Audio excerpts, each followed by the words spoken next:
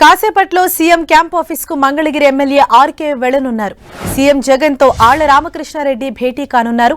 ఆ తర్వాత తిరిగి ఆర్కే వైసీపీ కండువా కప్పుకోనున్నట్లు తెలుస్తోంది.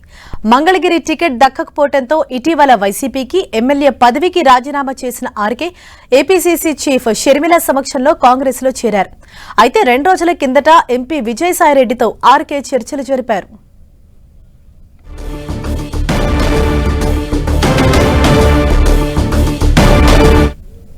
ఇదే విషయంపై మరింత సమాచారం మా ప్రతినిధి దుర్గా మనకు అందిస్తారు. దుర్గా, ఏదైతే ఇప్పుడు ఆర్కే తీసుకున్న ఈ అనూహ్య నిర్ణయం ఏదైతే ఉన్నా అంటే దీన్ని ఏ విధంగా చూడాలి? అంటే ఎందుకంటే కొద్ది రోజుల క్రితమే ఆల్రెడీ ఆయన వైసీపీకి రాజీనామా చేశారు, ఇటు కాంగ్రెస్ లో జాయిన్ అయ్యారు, మళ్ళీ ఇటు వైసీపీలోనే రావడానికి దారి తీసిన కారణాలేంటి?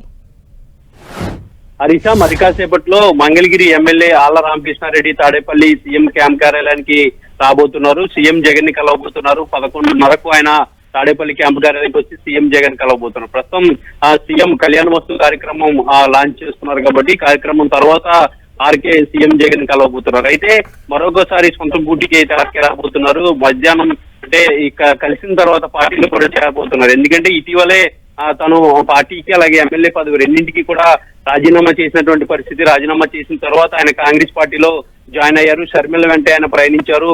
షర్మిల ఏపీసీసీ చీఫ్ గా ఎన్నికైనటువంటి అప్పటి నుంచి కూడా ఈ షర్మిల వెంటే తిరిగారు. దాంతో పాటు ఆ షర్మిలతోనే నా ప్రయాణం అంటూ కూడా ఆర్కే ప్రకటించినటువంటి పరిస్థితుల్లో ఇప్పుడు మరి కాసేపట్లో సీఎం జగన్ వద్దకు ఆర్కే రాబోతున్నారు. ఇప్పటికే గత 2 రోజుల నుంచి కూడా ఆర్కేతో మంత్రాలు చేస్తున్నారు. విజయసాయిరెడ్డి నేరుగా